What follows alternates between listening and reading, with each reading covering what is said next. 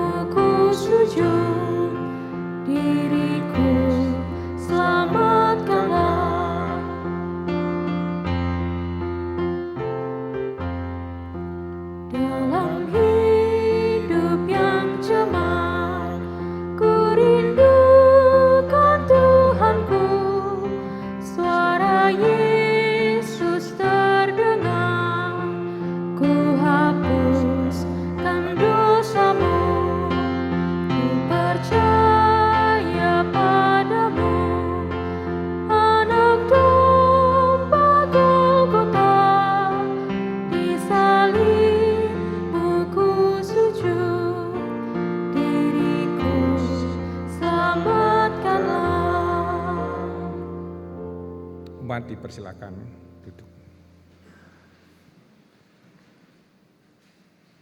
Salam umat yang dikasihi Tuhan. Pada sore hari ini kita akan bersama-sama menghayati tema liturgis GKJW, yaitu GKJW Bangkit Bersama Kristus, mewujudkan perdamaian dan keadilan sosial. Satu tugas yang bisa terwujud jika umat Tuhan senantiasa hidup dengan memperhatikan identitas Kristen yang sejati. Apakah identitas Kristen yang sejati itu? Yaitu Allah Tritunggal tinggal di dalam kita. Sehingga kita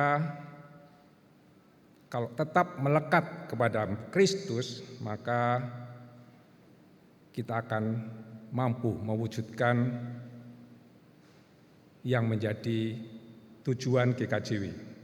Dan pada sore hari ini kita akan belajar bersama-sama bagaimana kita mempertahankan identitas kita sebagai ranting pada pokok anggur.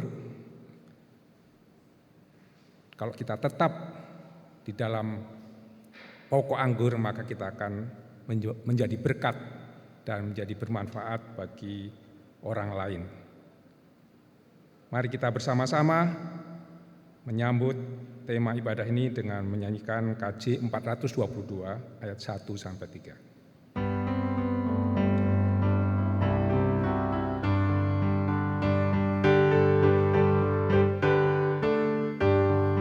Yesus berpesan dalam malam gelap, kamu harus jadi lilin gemerlap, anak masing-masing di sekitarnya, dalam dunia ini bersinarlah.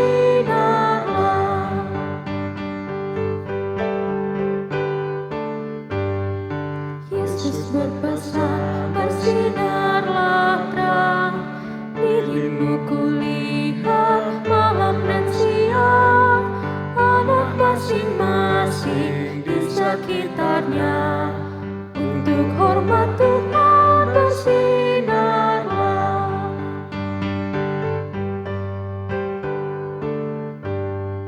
Yesus berpesan, dunia penuh banyak macam dosa, duka dan keluh, anak masing-masing di sekitarnya, untuk sesamamu bersinarlah. Umat yang dikasihi Tuhan, Tuhan Yesus juga berpesan kepada kita melalui Rasul Yohanes yang tertulis dalam Yohanes 13 ayat 34 sampai 35 demikian, Aku memberikan perintah baru kepada kamu, yaitu supaya kamu saling mengasihi. Sama seperti aku telah mengasihi kamu, demikian pula kamu harus saling mengasihi. Dengan demikian semua orang akan tahu bahwa kamu adalah murid-muridku, yaitu jikalau kamu saling mengasihi. Umat yang terkasih, Tuhan Yesus juga bersabda demikian. Barang siapa memegang perintahku dan melakukannya, dialah yang mengasihi aku. Dan barang siapa mengasihi aku, ia akan dikasihi oleh Bapa-Ku, dan aku pun akan mengasihi dia dan akan menyatakan diriku kepadanya. Yohanes 14 ayat 21. Umat yang dikasihi Tuhan, kalau boleh berkenan saya mau bertanya. Umat yang kasih Tuhan, apakah umat mengasihi Tuhan? Apakah jawab umat? Ya, saya mengasihi. Mantap. Pertanyaan kedua, ini bukan ya Pakku, bukan untuk pernikahan, jadi tenang aja. Apakah umat melakukan firman Tuhan? Loh, Bapak Ibu, padahal Tuhan Yesus tadi berkata, barang siapa memegang perintahku dan melakukannya, dialah yang mengasihi aku.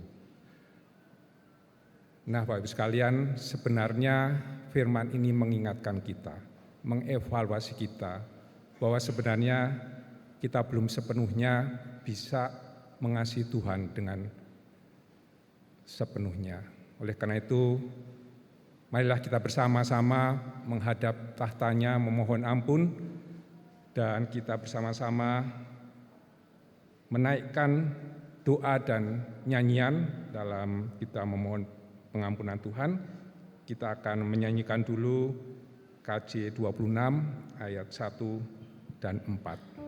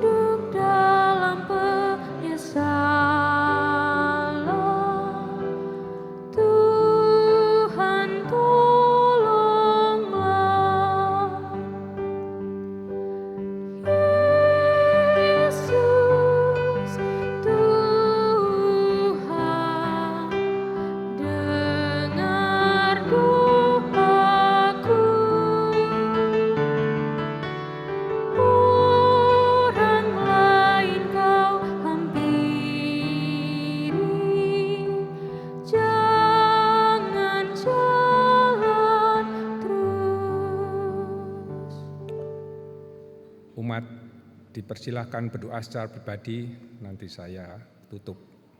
Mari kita berdoa mohon pengampunan Tuhan.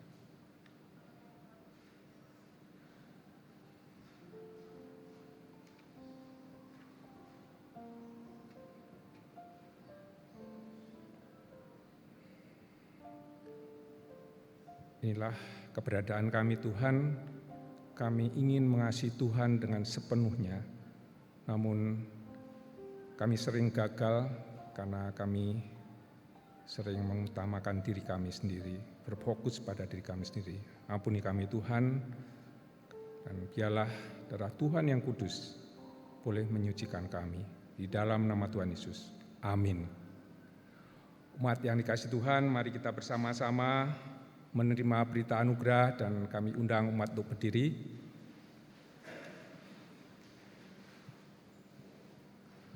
Tuhan bersabda dalam 1 Yohanes 1 ayat 9, jika kita mengaku dosa kita, maka Allah adalah setia dan adil, sehingga Ia akan mengampuni segala dosa kita dan menyucikan kita dari segala kejahatan.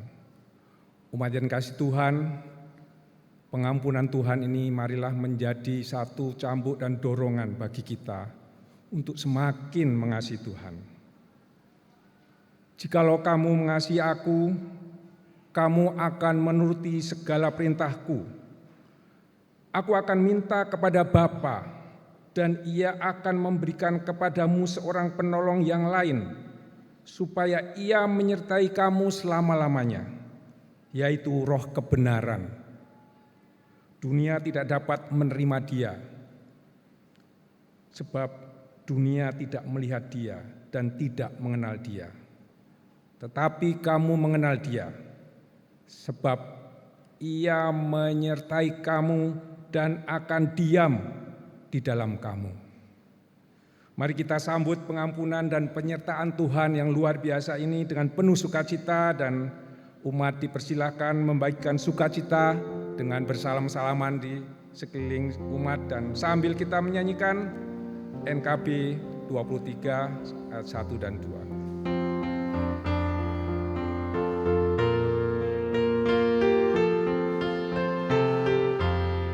Di dalam kasih yang teguh telah datang Yesus Tuhanku, menghapus air dan dosaku.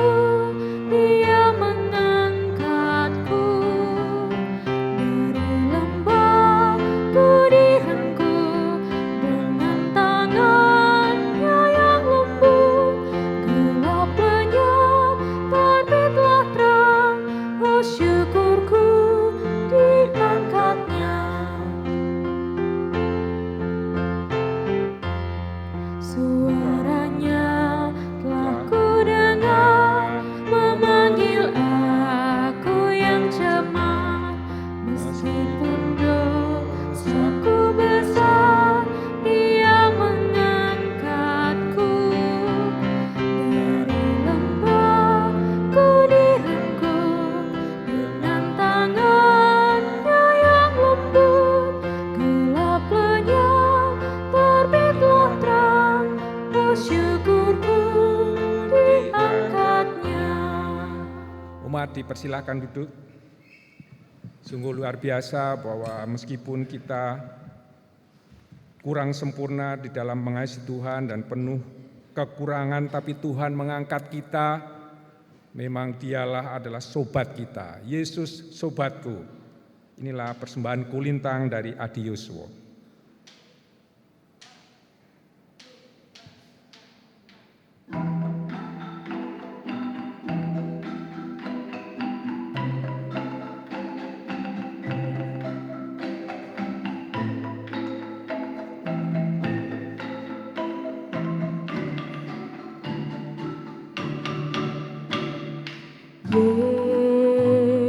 Yesus sahabatku, Kaulah perlindunganku.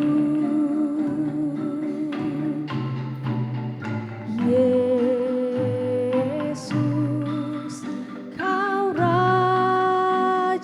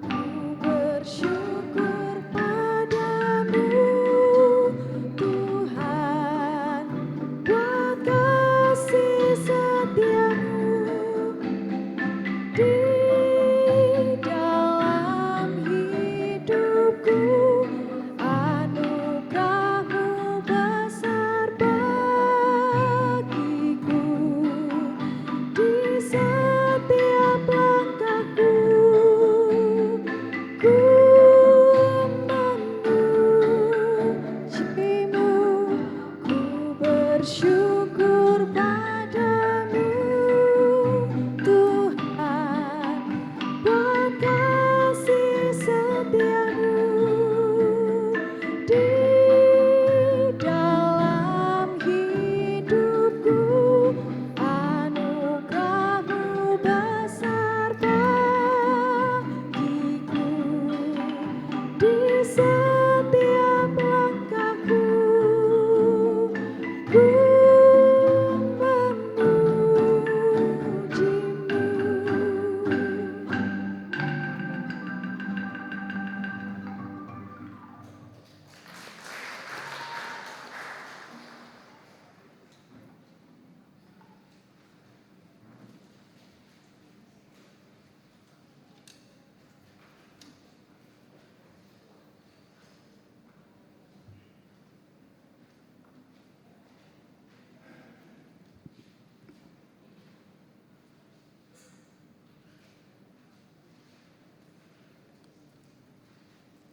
Bapak Ibu yang terkasih di dalam Tuhan, sebelum kita mendengarkan firman, marilah kita bersama-sama berdoa. Bapak yang kami kasihi, pada sore hari ini, dalam kebaktian sore hari ini Tuhan, kami hamba-Mu bersama-sama dengan saudara-saudara kami ingin mendengarkan firman. Kiranya Engkau merendahkan hati kami dan pikiran kami, supaya apa yang kami renungkan pada sore hari ini kami lakukan dalam kehidupan kami sehari-hari. Kami juga berdoa untuk hamba-Mu, Pak Ditilan Daniel yang akan menyampaikan firman. Biarlah Engkau memberikan hikmat dan kebijaksanaan di dalam menyampaikan. Terima kasih Bapa, di dalam nama Yesus kami berdoa. Haleluya, amin. Bacaan pertama terambil dari Kisah Para Rasul 8, Kisah Para Rasul pasal 8 ayat 26 sampai 40.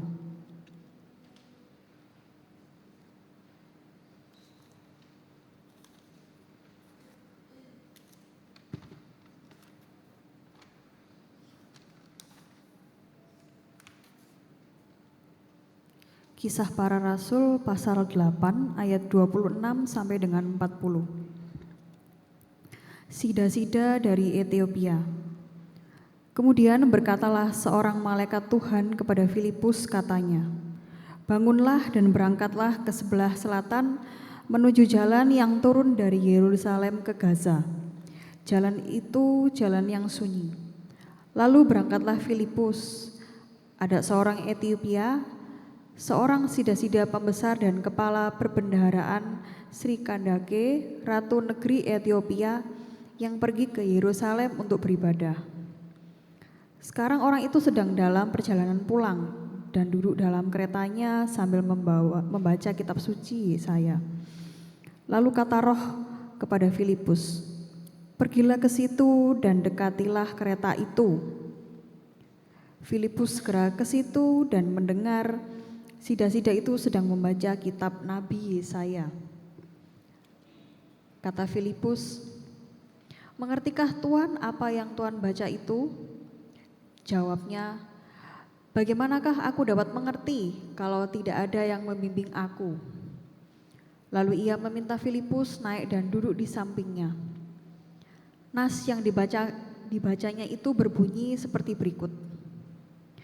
Seperti seekor domba ia dibawa ke perbantaian, dan seperti anak domba yang keluh di depan orang yang menggunting bulunya, demikianlah ia tidak membuka mulutnya.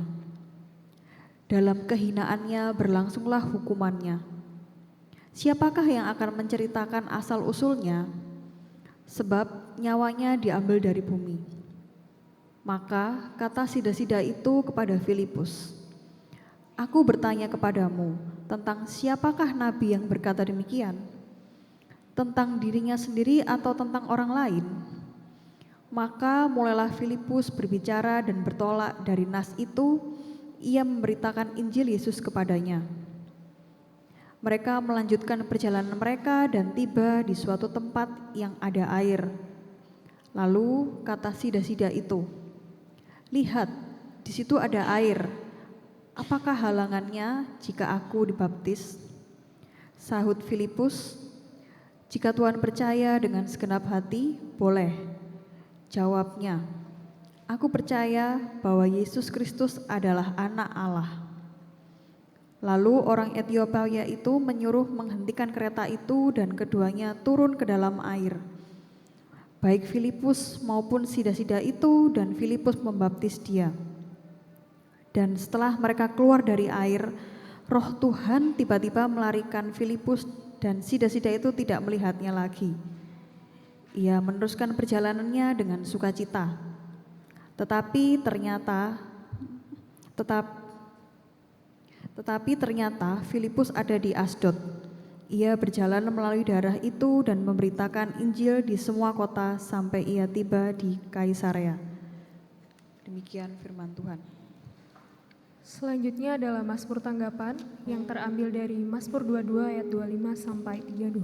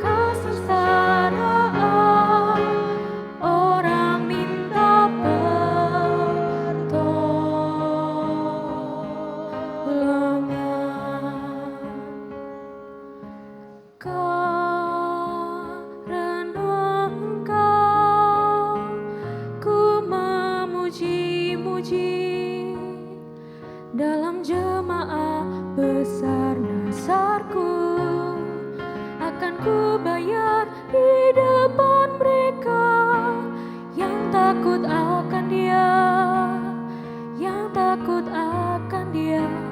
Orang yang rendah hati akan makan dan kenyang. Orang yang mencari Tuhan akan memuji Dia. Biarlah hatimu hidup selamanya.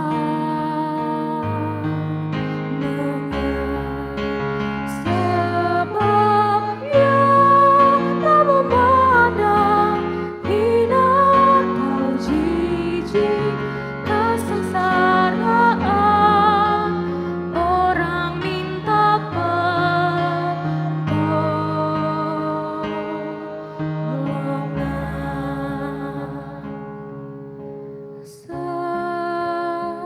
Segala ujung bumi akan sadar dan berbalik pada Tuhan segala.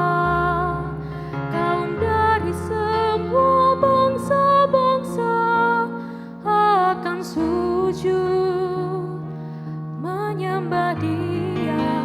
Sebab Tuhanlah yang mempunyai kerajaan. Dialah yang memberi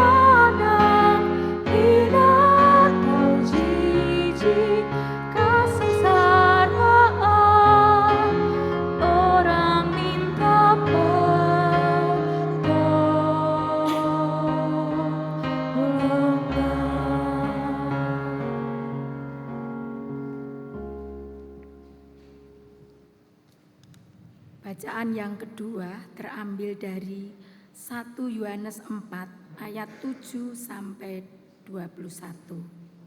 1 Yohanes 4 ayat 7 sampai 21. Saudara-saudaraku yang kekasih, marilah kita saling mengasihi, sebab kasih itu berasal dari Allah, dan setiap orang yang mengasihi lahir dari Allah dan mengenal Allah. Barang siapa tidak mengasihi, ia tidak mengenal Allah, sebab Allah adalah kasih. Dalam hal inilah kasih Allah dinyatakan di tengah-tengah kita, yaitu bahwa Allah telah mengutus anaknya yang tunggal ke dalam dunia, supaya kita hidup olehnya. Inilah kasih itu, bukan kita yang telah mengasihi Allah, tetapi Allah yang telah mengasihi kita, dan yang telah mengutus anaknya sebagai pendamaian bagi dosa-dosa kita. Saudara-saudaraku yang kekasih, jikalau Allah sedemikian mengasihi kita, maka haruslah kita juga saling mengasihi. Tidak ada seorang pun yang pernah melihat Allah. Jika kita saling mengasihi, Allah tetap di dalam kita dan kasih-Nya sempurna di dalam kita. Demikianlah kita ketahui bahwa kita tetap berada di dalam Allah dan Dia di dalam kita. Ia telah mengaruniakan kita mendapat bagian dalam Roh-Nya, dan kami telah melihat dan bersaksi bahwa Bapa telah mengutus anaknya menjadi juru selamat dunia. Barang siapa mengaku bahwa Yesus adalah anak Allah, Allah tetap berada di dalam dia dan dia di dalam Allah. Ketika telah mengenal dan telah percaya akan kasih Allah kepada kita, Allah adalah kasih, dan barang siapa tetap berada di dalam kasih, ia tetap berada di dalam Allah, dan Allah di dalam dia. Dalam hal inilah kasih Allah sempurna di dalam kita, yaitu kalau kita mempunyai keberanian, percaya, dan hari penghakiman, karena sama seperti Dia, kita sudah ada di dalam dunia ini. Di dalam kasih tidak ada ketakutan. Kasih yang sempurna melenyapkan ketakutan, sebab ketakutan mengandung hukuman, dan barang siapa takut, ia tidak sempurna di dalam kasih. Kita mengasihi karena Allah lebih dahulu mengasihi kita. Jikalau seorang berkata, "Aku mengasihi Allah," dan ia membenci saudaranya, maka ia adalah pendusta. Karena barang siapa tidak mengasihi saudaranya yang dilihatnya, tidak mungkin mengasihi Allah yang tidak dilihatnya. Dan perintah ini kita terima dari Dia. Barang siapa mengasihi Allah, ia harus juga mengasihi saudaranya. Demikianlah firman Tuhan. Pembacaan Injil akan kita baca dari Yohanes 15 ayat 1 sampai 8. Inilah permulaan Injil Kristus.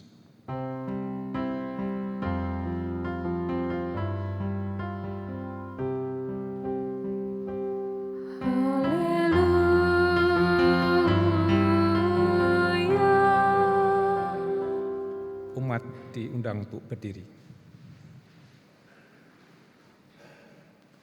Yohanes 15 ayat 1 sampai 8. Akulah pokok anggur yang benar, dan Bapakulah pengusahanya. Setiap ranting padaku yang tidak berbuah dipotongnya, dan setiap ranting yang berbuah dibersihkannya, supaya ia lebih banyak berbuah. Kamu memang sudah bersih karena firman yang telah kukatakan kepadamu. Tinggallah di dalam aku dan aku di dalam kamu. Sama seperti ranting tidak dapat berbuah dari dirinya sendiri kalau ia tidak tinggal pada pokok anggur. Demikian juga kamu tidak berbuah jikalau kamu tidak tinggal di dalam aku. Akulah pokok anggur dan kamulah ranting-rantingnya. Barang siapa tinggal di dalam aku dan aku di dalam dia, ia berbuah banyak. Sebab di luar aku kamu tidak dapat berbuat apa-apa.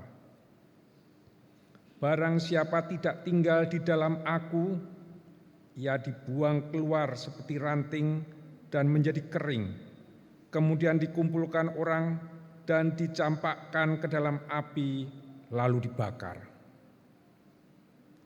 Jikalau kamu tinggal di dalam aku dan firman-Ku tinggal di dalam aku, mintalah apa saja yang kamu kendaki, dan kamu akan menerimanya.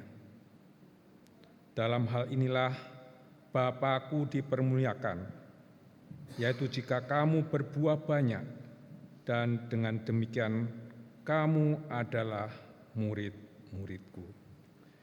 Yang berbahagia adalah mereka yang membaca, mendengarkan firman Tuhan, terlebih bagi mereka yang melakukannya. Amin.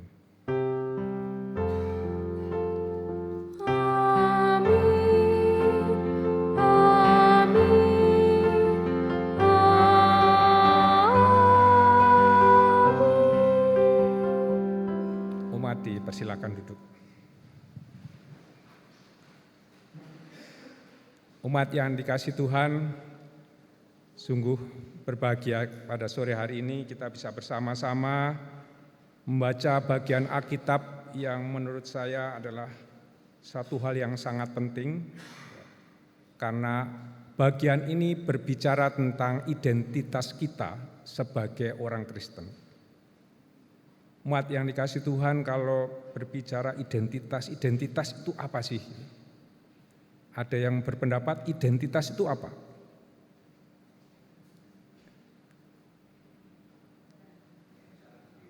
Jati diri. Mantap. Ya, saya baca dari kamus nih. Jati diri. Identitas adalah ciri-ciri atau jati diri yang dapat membedakan satu individu dengan individu lain. Sehingga tidak ada satu individu pun yang sama persis dengan individu lainnya. Nah, kata identitas itu sebetulnya dari kata identity. Ya, memang berarti mengandung satu ciri, suatu tanda yang melekat pada seseorang. Dan itu akan membedakan orang yang satu dengan yang lain. Bapak sekalian, kalau berbicara identitas, maka kalau Bapak Ibu umat ditanya orang atau ditanya petugas bank, maka yang diminta apa? KTP, betul Bapak sekalian. Nah, dulu KTP itu gampang sekali diduplikasi, Bapak, dibikin double gitu ya. Jadi pokoknya di copy, warnanya persis, ukurannya persis gitu ya. Bisa punya 2 atau 3 gitu ya. Jadi kalau ada masalah dengan orang, mana harus KTP? Kasih KTP, aku masih punya yang satu gitu ya. Sehingga orang sulit membedakan mana sebetulnya KTP yang asli sama yang palsu. Atau demikian juga ketika orang bisa memalsukan identitasnya melalui KTP. Tapi sekarang tidak bisa Bapak sekalian. Mengapa? Karena kita sekarang sudah pakai KTP elektronik. Bedanya kenapa? Karena di KTP elektronik itu di dalam kartunya itu Bapak Ibu, itu ada chip. Jadi sekalipun fisiknya itu sama, tapi kalau dicek oleh petugas bank atau apa, itu bisa ketahuan ini palsu atau tidak. Atau kalau misalnya kita tak copy bentuknya podo gitu ya pasti akan ketahuan gitu. Karena yang menentukan identitas di dalam KTP itu adalah chip yang ada di dalamnya. Bapak sekalian, berbicara mengenai chip ini, maka kita ingat bagaimana ketika awal pelayanan Tuhan. Tuhan itu pernah berkata demikian. Pada hari terakhir banyak orang akan berseru kepadaku, Tuhan, Tuhan, bukankah kami bernubuat demi namamu dan mengusir setan demi namamu dan mengadakan banyak mujizat demi namamu juga? Pada waktu itulah aku akan berterus terang kepada mereka dan berkata, aku tidak pernah mengenal kamu. Enyahlah daripadamu kamu sekalian pembuat kejahatan. Bapak sekalian, Tuhan Yesus tahu identitas masing-masing orang. Tuhan Yesus tahu walaupun orang itu sepertinya mengikut Dia, tapi pada akhirnya Tuhan tahu mana yang asli, mana yang palsu. Karena apa? Karena Tuhan tahu apa yang ada di dalam orang itu. Yohanes menyatakan itu, bahwa Tuhan Yesus tahu apa yang ada di dalam hati manusia. Nah, Bapak sekalian, bagaimana kita memahami identitas kita? Nah, inilah pentingnya, bahwa Alkitab memberitahu kepada kita identitas kita. Alkitab adalah firman Tuhan yang berotoritas tertinggi, artinya dialah yang paling benar. Alkitab adalah yang paling benar.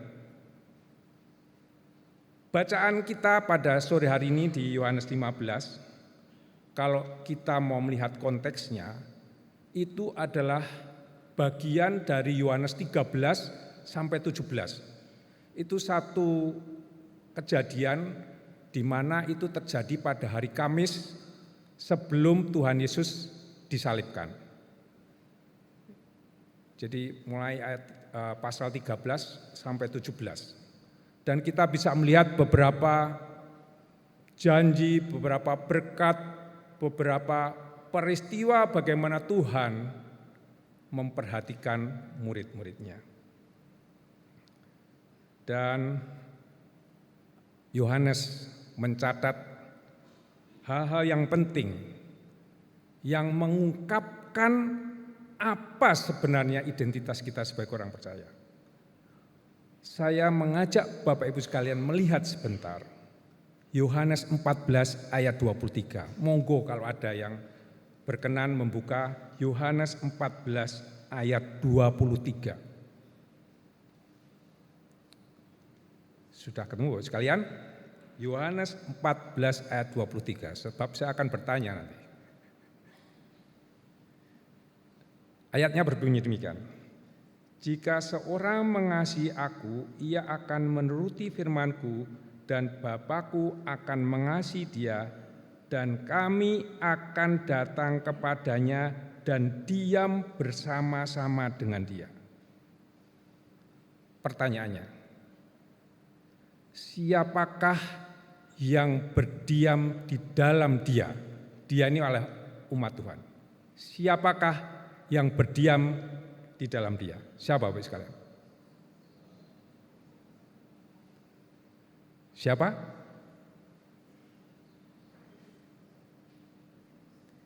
Siapa? Lebih keras. Tuhan Yesus dan Bapa. Mantap. 100. Bapak sekalian, betul sekali. Tuhan Yesus dan Bapa tinggal diam bersama-sama dengan Dia. Ini adalah identitas orang yang betul-betul percaya. Kemudian, monggo dibuka Yohanes 14 ayat 17.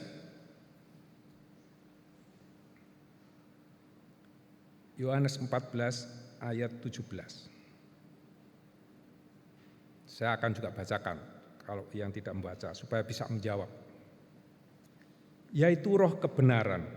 Dunia tidak dapat menerima Dia sebab dunia tidak melihat Dia dan tidak mengenal Dia. Tetapi kamu mengenal Dia sebab Ia menyertai kamu dan akan diam di dalam kamu. Pertanyaannya, siapakah yang diam di dalam kamu? Ya, Roh Kudus. 100.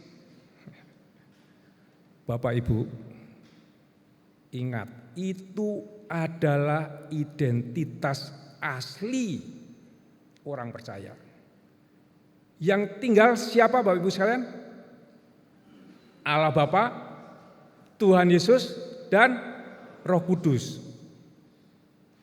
Begitu dahsyat sebenarnya kita sebagai orang-orang yang percaya pada Tuhan. Kita sebagai umat Tuhan yang tinggal di dalam kita itu adalah Tritunggal. Meskipun fisik kita lemah, meskipun fisik kita ancur-ancuran gampangnya gitu ya. Tapi ingat, yang ada di dalam kita itu Allah Tritunggal, Bapak sekalian. Oleh karena itu, Rasul Yohanes pernah mengatakan demikian, bahwa roh yang ada di dalam kita itu lebih besar dari semua roh yang ada dalam dunia. Apa yang membuat kita takut, Bapak sekalian? Allah Tritunggal, roh itu yang tinggal di dalam kita itu lebih besar dari semua roh yang dalam dunia. Apalagi yang membuat kita takut? Jadi marilah kita senantiasa menyadari hal itu, bahwa chip atau yang tinggal di dalam tubuh kita ini, identitas kita ini adalah Allah Tritunggal. Dan dalam bacaan 1 Yohanes tadi, ya 1 Yohanes 4 ditegaskan di 1 Yohanes 4:15, 1 Yohanes 4 ayat 15. Saya bacakan ulang. Barang siapa mengaku bahwa Yesus adalah anak Allah, Allah tetap berada di dalam dia dan dia di dalam Allah. Ini kuncinya. Jadi bagi kita yang sudah percaya bahwa Yesus adalah anak Allah, maka Allah Tritunggal diam di dalam kita. Nah, mari kita melihat Yohanes 15 yang kita baca tadi, Bapak sekalian, ini bagian yang sangat-sangat sering kita dengar, bahkan sejak sekolah minggu ya, Yesus adalah pokok anggur. Nah, Bapak sekalian, tadi sudah saya katakan bahwa Yohanes 13 sampai 17 itu adalah masa di mana Kamis malam gitu ya, ada perjamuan malam yang terkenal di situ, di mana Tuhan Yesus hanya bersama dengan 12 murid, tidak ada yang lain. Dan pesan-pesan penting, janji-janji dan berkat tertulis banyak di situ. Bapak Ibu bisa baca. Nah, tetapi konteks dari Yohanes 15 ketika Tuhan Yesus berbicara tentang pokok anggur ini, Yudas Iskariot sudah tidak ada bersama-sama dengan mereka. Mengapa? Karena di Yohanes 13 ayat 30, Yudas Iskariot sudah pergi untuk mempersiapkan penangkapan Tuhan Yesus. Jadi di dalam Yohanes 15 ini, Tuhan Yesus hanya berbicara kepada 11 murid saja. Nah, di dalam bacaan kita, sangat jelas dikatakan di situ ya, ada metafora atau perbandingan atau lukisan bagaimana hubungan Tuhan Yesus, Bapa dan orang percaya atau murid-muridnya dalam hal ini. Pokok anggur adalah siapa Bapak Ibu sekalian? Tuhan Yesus, ayat 1 dan 5. Pengusahanya Bapa, Bapa pengusahanya, itu ada di ayat 1. Ini berarti bahwa Allah Bapa melalui Tuhan Yesus bekerja dengan manusia. Nah, kemudian ranting Bapak sekalian. Ranting itu siapa? Ranting itu adalah kita, orang percaya. Nah, yang menarik Bapak sekalian, kalau kita lihat konteksnya di sini, karena Tuhan Yesus berbicara kepada 11 orang muridnya, ya, tentu dia sedang berbicara khusus kepada mereka. Dan Tuhan Yesus mengungkapkan ada 2 macam ranting, yaitu ranting yang melekat, yang menghasilkan buah, dan ranting yang tidak melekat. Dan tentu tidak menghasilkan buah, dan di sana dikatakan dibuang menjadi kering dan dibakar. Pertanyaannya, siapakah ranting yang tidak melekat dalam konteks ini? Ya, dalam konteks ini tentu adalah Yudas. Karena Yudas tidak lagi bersama-sama dengan Tuhan Yesus. Karena Yudas sudah tidak melekat lagi kepada pokok anggur itu. Umat yang dikasihi Tuhan, dalam pengalaman pelayanan Tuhan Yesus, orang-orang yang mirip seperti Yudas sangat banyak.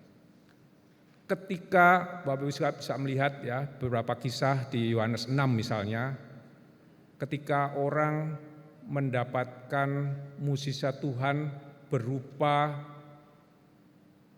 rezeki, ya, karena di situ Tuhan Yesus memberi makan 5.000 orang, wah banyak orang berbondong-bondong mencari Tuhan Yesus. Tuhan Yesus juga memberikan banyak mukjizat, semua orang banyak mengikut dia.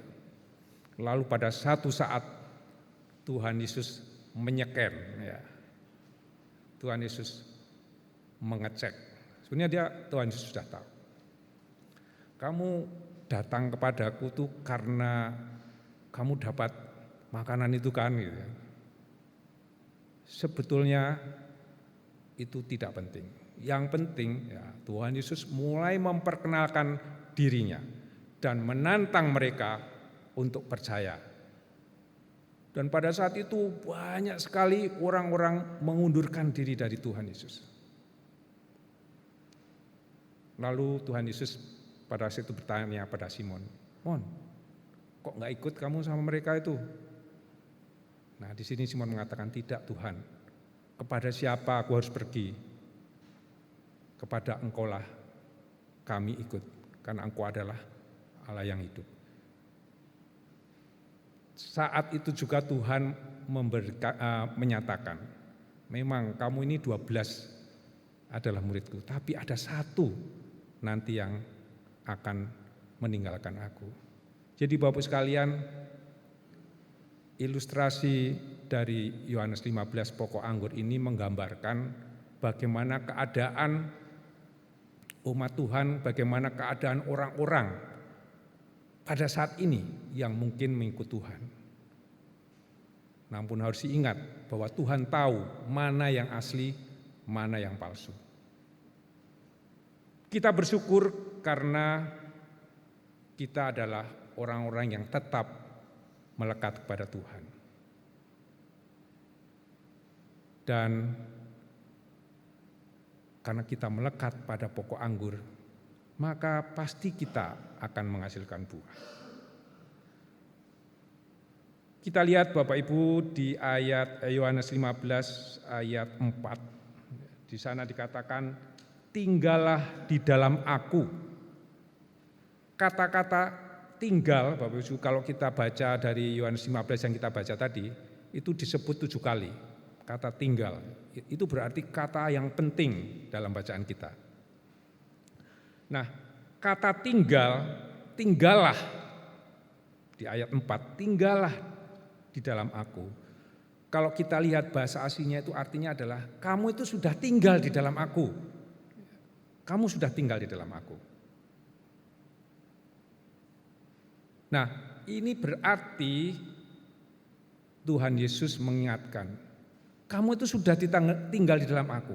Tetaplah, jagalah itu, tetaplah melekat. Jangan lepas. Dan kita melihat bahwa setiap ranting yang melekat pasti akan menghasilkan buah. Mengapa? Karena kok tidak menghasilkan buah akan dibersihkan. Supaya menghasilkan buah lebih banyak. Ini menggambarkan Bapak sekalian bahwa umat Tuhan yang melekat kepada Tuhan pasti menghasilkan buah. Nah, pertanyaannya adalah buah itu apa kan gitu ya. Banyak di dalam Alkitab perkataan buah itu. Tapi yang jelas karena Roh Allah, Tuhan Yesus Kristus dan Roh Kudus itu tinggal, maka tentu yang terwujud adalah buah-buah yang dihasilkan oleh Roh itu. Nah, itulah orang Kristen sejati, menghasilkan buah Roh. Bapak Ibu bisa lihat di dalam Galatia 5 ayat 22 sampai 23. Bapak Ibu sekalian, Tuhan Yesus sangat intens dalam memberitakan hal ini. Jadi Yohanes 15 itu terjadi ketika Tuhan Yesus berjalan dari tempat perjamuan malam menuju Taman Getsemani. Mungkin dalam perjalanan Tuhan melihat beberapa pohon anggur gitu ya, sehingga dia memakai itu sebagai metafora. Jadi Bapak sekalian, sebagai umat Tuhan, maka identitas kita adalah Tritunggal diam di dalam kita. Dan pokok anggur adalah Kristus, Bapa pengusahanya, dan kita ranting-rantingnya yang melekat. Dan kita akan menghasilkan buah karena kita diingatkan Tuhan untuk tetap tinggal. Jadi Yohanes 15 ini berbicara khusus kepada para rasul. Para rasul ada orang yang percaya kepada Tuhan Yesus. Itu artinya juga berbicara pada kita.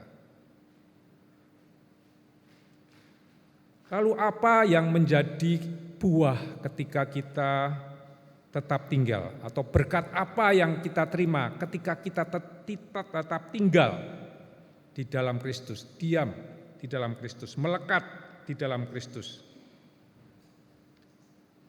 Yang pertama adalah keselamatan kekal. Yohanes menekankan tentang hal ini. Dia berkata demikian di 1 Yohanes 5 ayat 11 sampai 13. Dan inilah kesaksian itu, Allah telah mengaruniakan hidup yang kekal kepada kita. Dan hidup itu ada di dalam Anaknya, yaitu Yesus Kristus. Barang siapa memiliki anak atau memiliki Tuhan Yesus, dia memiliki hidup. Tetapi barang siapa tidak memiliki anak atau memiliki Tuhan Yesus, dia tidak memiliki hidup. Dan di ayat 13 ditegaskan demikian. Semuanya ini kutuliskan kepada kamu, pada kita, supaya kita yang percaya kepada nama Anak Allah tahu bahwa kita memiliki hidup yang kekal. Inilah yang saya maksud bagaimana Rasul Yohanes menjelaskan identitas kita.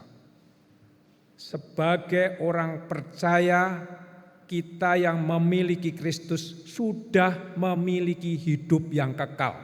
Bapak Ibu bisa baca itu di 1 Yohanes 5 ayat 13. Yohanes menegaskan itu. Supaya kita tahu bahwa kita memiliki hidup yang kekal. Tentu kalau kita lihat Bapak sekalian, memiliki kata-kata yang tertulis di sini, bentuk grammarnya gitu ya, itu adalah secara terus-menerus, memiliki secara terus-menerus. Pasti kita akan mendapat keselamatan kekal. Nah, lalu bagaimana di Yohanes 15 itu dikatakan ada yang berbuah, ada berbuah banyak, ada yang berbuah lebih banyak. Itu maksudnya apa? Bapak Ibu sekalian, umat yang dikasihi Tuhan, buah sedikit atau banyak itu tergantung kita, melekat kita kepada Tuhan. Kalau fokus kita kepada Tuhan, maka buahnya akan banyak. Tapi kalau fokus kita pada diri kita sendiri, buahnya akan sedikit. Dan ini tidak terkait dengan keselamatan, Bapak sekalian. Oh, kalau kita buahnya sedikit kita enggak selamat. Tidak. Umat yang sudah percaya kepada Tuhan Yesus tadi sudah dikatakan kita memiliki hidup yang kekal. Udah selamat Bapak sekalian. Itu harus kita pegang identitas kita sebagai umat Tuhan. Sudah dijamin Bapak sekalian. Nah, belum Pak kan masih berbuat dosa. Iya, kita masih berbuat dosa. Tetapi kita di 1 Yohanes 1 ayat 9 dikatakan jika kita mengaku dosa kita, maka Allah mengampuni kita. Dan dosa itu bukan masalahnya adalah masalah keselamatan lagi bagi kita, tetapi masalah persekutuan kita dengan Tuhan. Buah yang sedikit atau banyak berhubungan dengan pengudusan orang percaya. Orang yang sudah percaya kepada Tuhan Yesus, posisinya itu sudah pasti selamat. Tetapi di dalam kehidupan sehari-hari, mereka masih perlu pendewasaan iman. Pengudusan posisi menyatakan bahwa kita adalah orang kudus, karena kita sudah ditebus oleh darah Tuhan Yesus. Pengudusan berikutnya adalah pengudusan progresif, pengudusan yang mengarah kepada kedewasaan rohani. Oleh karena itu, mengapa kita diminta untuk terus melekat pada Tuhan, supaya kita terus-menerus menjadi semakin serupa dengan Kristus. Kemudian nanti pada akhirnya kita akan memperoleh pengudusan yang sempurna ketika kita dibangkitkan kembali pada waktu Tuhan Yesus datang. Luar biasa Bapak sekalian, bahwa kita yang percaya kepada Tuhan Yesus, yang tetap melekat kepada Tuhan, yang tetap tinggal, tidak membelot, tidak meninggalkan pada pokok anggur itu, itulah berkat yang akan kita dapat.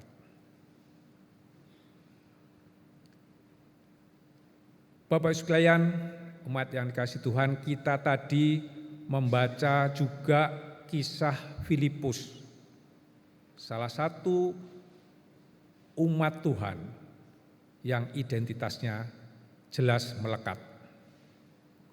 Filipus ini bukan murid Tuhan Yesus yang 12 ya, Filipus ini ya. Filipus ini kalau Bapak Ibu lihat atau jemaat lihat di kisah 6 ayat 5, di situ dikatakan bahwa Filipus ini adalah salah satu dari 7 diaken yang dipilih oleh para rasul untuk melayani diakonia, ya, Filipus. Dia sedang melakukan pelayanan di Samaria. Roh Tuhan menggerakkan dia dan dia sukses di dalam pelayanannya.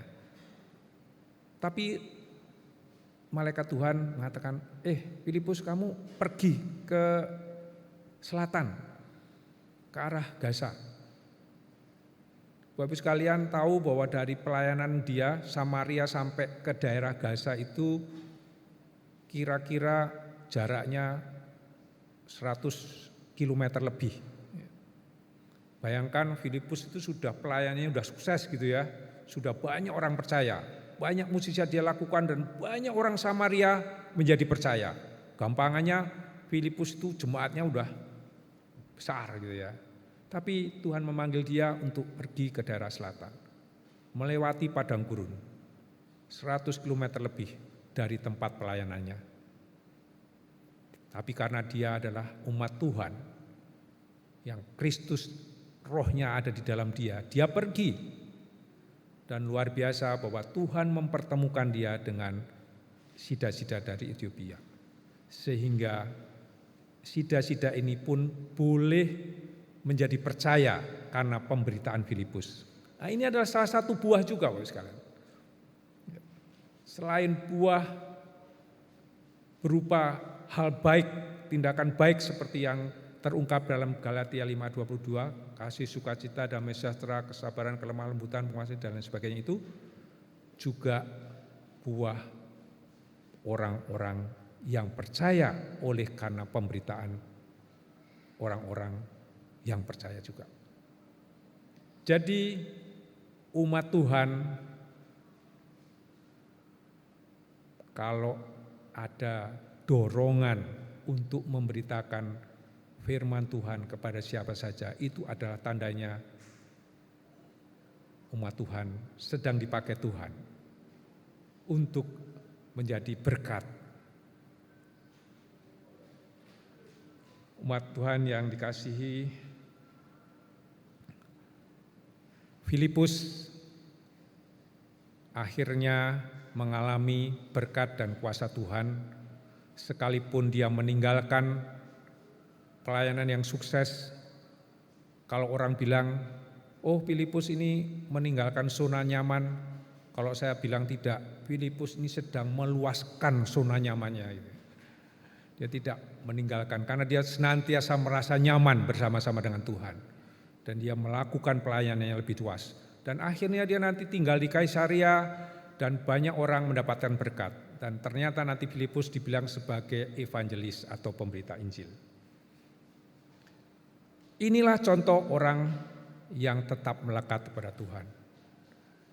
Pada sore hari ini kita diingatkan kembali bahwa identitas kita adalah identitas yang dahsyat karena roh Allah ada di dalam kita, karena roh Tritunggal tinggal di dalam kita, dan kuasa ini lebih besar dari kuasa apapun di dalam dia. Tidak ada yang perlu kita takutkan.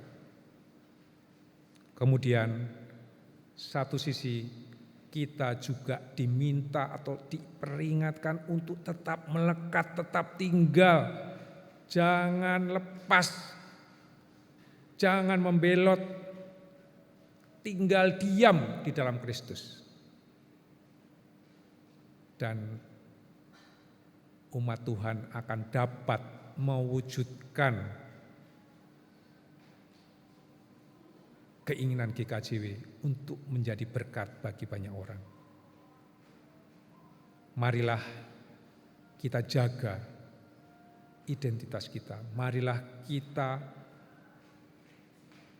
manfaatkan identitas kita untuk mendatangkan berkat dan manfaat bagi orang-orang di sekeliling kita. Amin.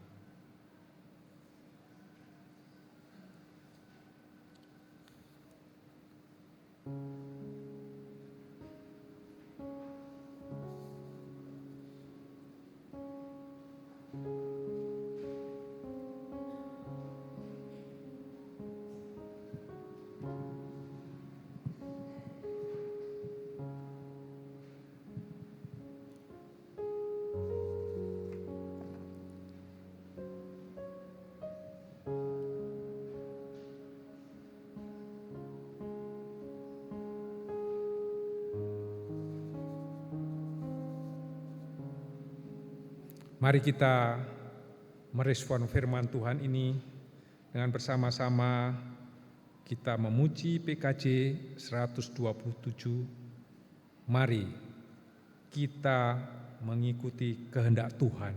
Jadilah Tuhan kehendak-Mu.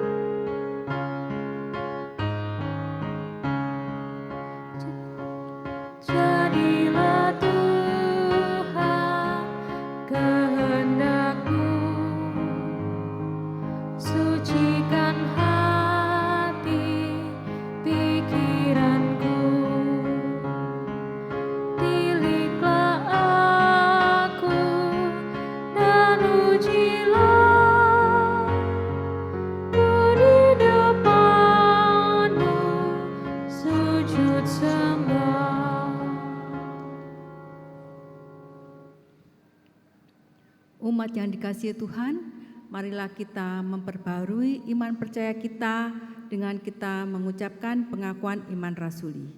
Umat dimohon berdiri. Pengakuan iman rasuli.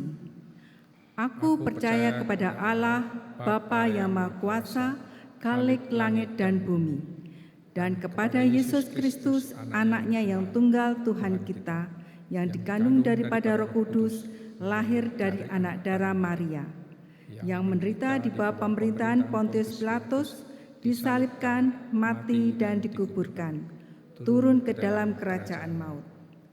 Pada hari yang ketiga, bangkit pula dari antara orang mati, naik ke surga, duduk di sebelah kanan Allah, Bapa yang Maha Kuasa, dan akan datang dari sana untuk menghakimi orang yang hidup dan yang mati. Aku percaya kepada Roh Kudus, gereja yang kudus dan am, persekutuan orang kudus, pengampunan dosa, kebangkitan daging, dan hidup yang kekal. Amin. Umat dipersilakan duduk.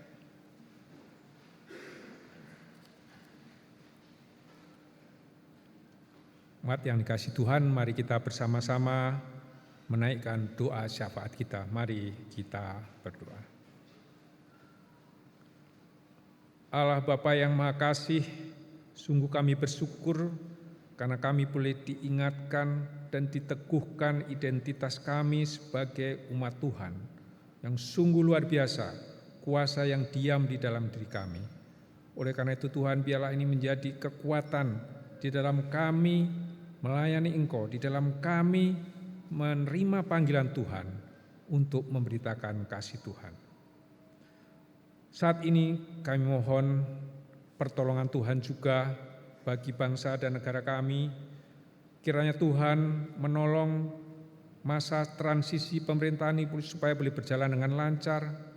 Tuhan jauhkan dari segala kejahatan dan segala kerusuhan. Biarlah oleh kasih karunia Tuhan, pemerintahan boleh berjalan dengan lancar dari pusat sampai daerah karena kuasa dan pertolongan Tuhan.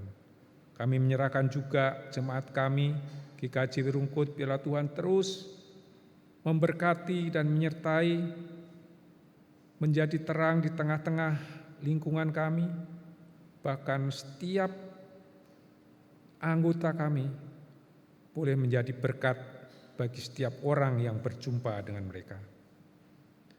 Kami menyerahkan Tuhan pergumulan jemaat kami sehubungan dengan meluasnya pelayanan ke arah PGA, dan saat ini sedang tumbuh pepantan Gunung Anyar. Tolong Tuhan supaya Engkau menyertai perjalanan saudara-saudara kami di sana. Biarlah kuasa dan pertolongan Tuhan memberikan jalan untuk memperlengkapi tempat ibadah dan juga pelayanan-pelayanan yang ada, supaya kami dikuatkan dan bahkan menjadi saksi di tengah-tengah daerah Gunung Anyar. Saat ini juga Tuhan, dengan segala kerendahan hati, kami juga memohon pertolongan Tuhan untuk saudara-saudara kami yang saat ini sedang sakit dan pemulihan. Kami menyerahkan kepada Bapak Bambang Pambudi, Bapak Sugito Hadi Seputro, Bapak Sirwandi, Ibu Warsiem, Ibu Subekti, Bapak Sukijo, Ibu Purwanti Haryo, Ibu Muhtarno, Bapak Joko Srihono, Saudari Teresia Emilda Indrawati, Saudara Reynold Wijanarko, Bapak Widoyoko, Bapak Bambang Priambodo, Bapak Widyo Pramyono, Saudara Yeremia Bagus Pratama, Bapak Teddy Frans Salindeho, Ibu Sri Rahayu Purwanti, Bapak Allen Ardian Sengastowo, Ibu Jasmani Marian, Bapak Hari Harjanto, dan Ibu Endang Suyati Albai. Tuhan, kami tahu bahwa mereka adalah orang-orang di dalam kasih Tuhan. Kami percaya bahwa Tuhan hadir memberikan kekuatan dan penghiburan selama sakit dan pemulihan. Biarlah Tuhan memberkati setiap orang yang merawat dan menyediakan obat bagi mereka. Kami tetap berharap oleh kuasa kasih Tuhan, saudara-saudara kami ini boleh mengalami pemulihan dan dapat bersama-sama bersekutu bersama-sama dengan kami di sini. Tuhan, kami juga mengucap syukur bahwa beberapa saudara kami boleh Tuhan genapkan usia bertambah 1 tahun. Biarlah Engkau juga memberkati kehidupannya, agar mereka semakin hari semakin mengasihi Tuhan. Tuhan, kami juga mohon pertolongan bagi keluarga-keluarga jemaat kami yang sudah Tuhan tempatkan di GKJ Wirungkut ini. Tolong Tuhan kepada keluarga Bapak Yohanes Pujiharto, keluarga Bapak Rudi Hartono, keluarga Ibu Maria Novianti, keluarga Ibu Theodora Natasha Kristi, keluarga Bapak Thomas Jarwoto Belandi, keluarga Ibu Diah Rani Damayanti, keluarga Ibu Diah Sadanti, keluarga Bapak Didit Prasetyo Wijatmiko, keluarga Bapak Diki Priastowo, keluarga Bapak Bramono Rekso Harsanto, keluarga Bapak Catur Nugroho, keluarga Bapak Teddy Harnoko, keluarga Bapak Tugas Eko Santoso, keluarga Bapak Murdoko, dan keluarga Ibu Nini Mursini. Kami tahu bahwa Tuhan hadir di tengah-tengah keluarga. Kami percaya bahwa Tuhan juga memberkati keluarga-keluarga ini supaya mereka pun menjadi saluran berkat di tengah-tengah Tuhan tempatkan mereka. Tuhan, kami juga menyerahkan pergumulan-pergumulan jemaat kami, terkhusus dalam pergumulan mereka dalam mencari teman hidup. Kami percaya bahwa Tuhan menyediakan pada saatnya yang tepat, bergumul di dalam studi. Kami juga tahu bahwa Tuhan memberikan tempat yang terbaik bagi mereka karena Tuhan mengetahui masa depan mereka. Kami juga menyerahkan pergumulan-pergumulan ekonomi, pergumulan persoalan-persoalan keluarga. Tuhan, Engkau adalah pokok anggur. Kami mau melekat pada Tuhan. Biarlah kuasa Tuhan akan memberikan damai sejahtera di dalam setiap kami menghadapi persoalan-persoalan kami. Kami percaya Tuhan, karena penyertaan Tuhan yang penuh kuasa Tuhan yang melebihi kuasa manapun di dunia ini, akan memberikan kami ketenangan dan memberikan kami sukacita di dalam setiap kami menghadapi apapun. Terima kasih Tuhan. Kami mau menyerahkan segala permohonan kami ini hanya kepada Tuhan yang sudah mengajar doa kami, Bapa kami yang akan kami pujikan.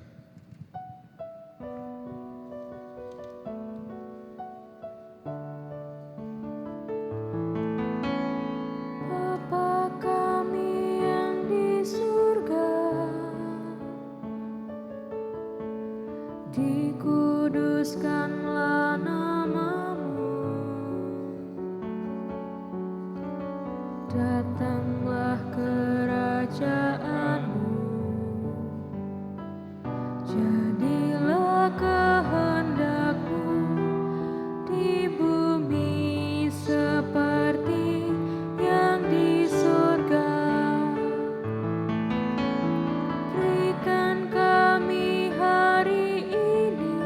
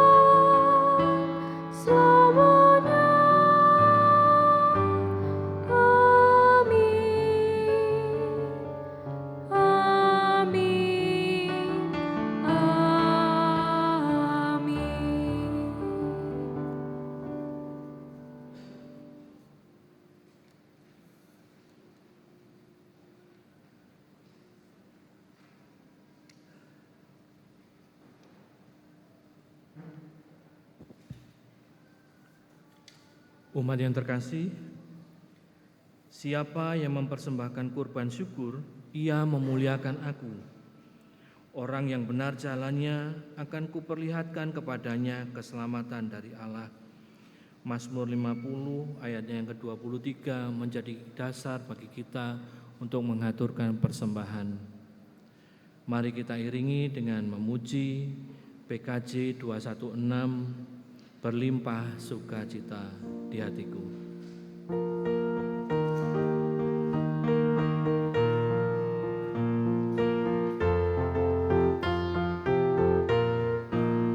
Berlimpah sukacita di hatiku, di hatiku, di hatiku, berlimpah sukacita di hatiku, tetap di hatiku. Aku bersyukur, bersukacita, kasih Tuhan diam di dalamku.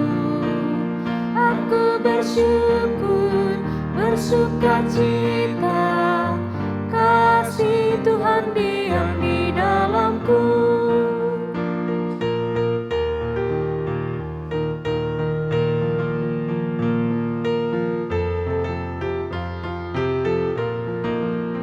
Damai sejahtera melampaui akal di hatiku, di hatiku, di hatiku, berlimpah sukacita melampaukan di hatiku, tetap di hatiku. Aku bersyukur, bersukacita, kasih Tuhan diam di dalamku. Aku bersyukur, bersukacita, kasih Tuhan diam di dalamku.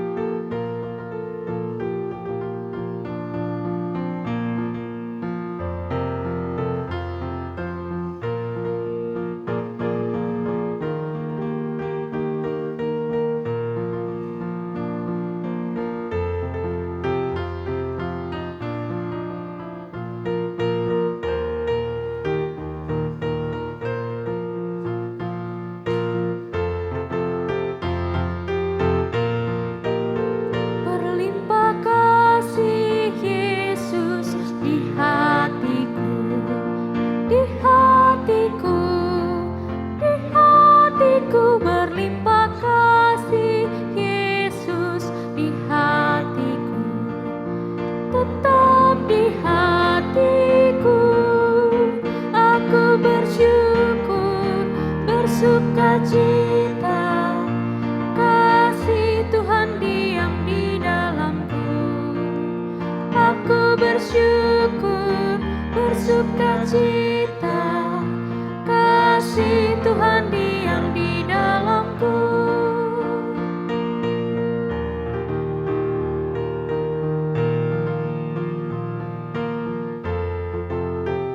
Umat diundang untuk bangkit berdiri.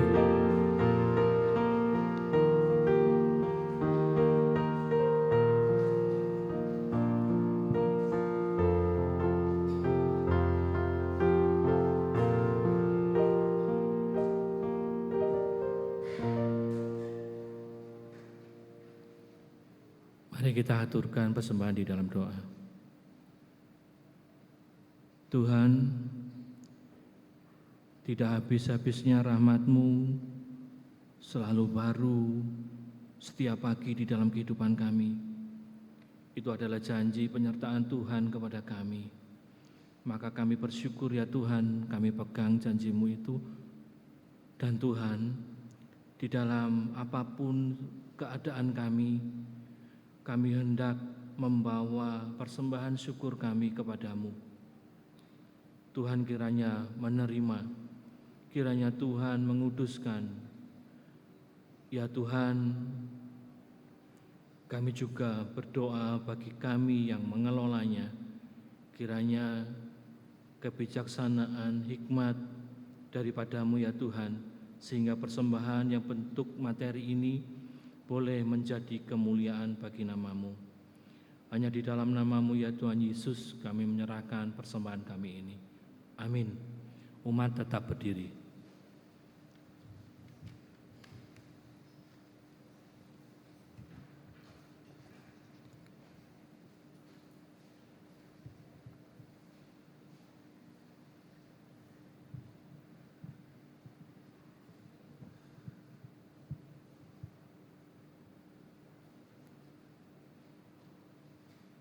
Umat yang dikasihi Tuhan, sebagaimana para rasul, kita pun adalah umat miliknya.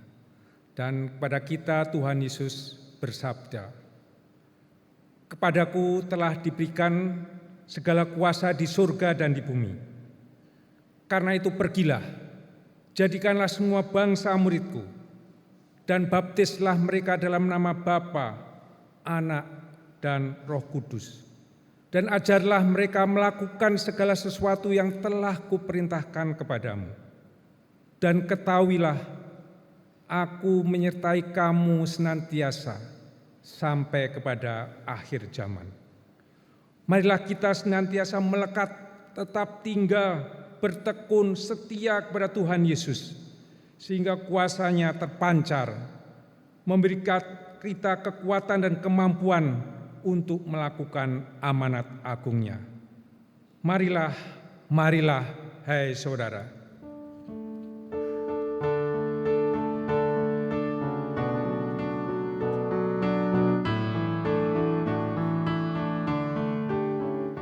Marilah, marilah, hai saudara, menyebarkan terang dunia.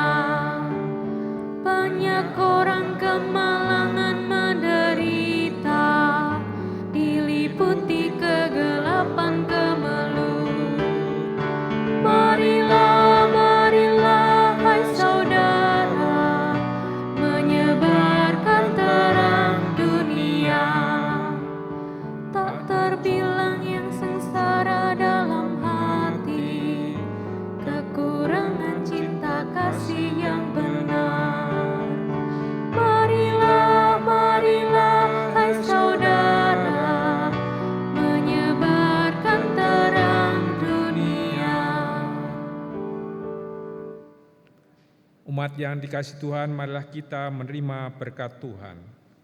Tuhan memberkati engkau dan melindungi engkau. Tuhan menyinari engkau dengan wajah-Nya dan memberi engkau kasih karunia. Tuhan menghadapkan wajah-Nya kepadamu dan memberi engkau damai sejahtera. Amin.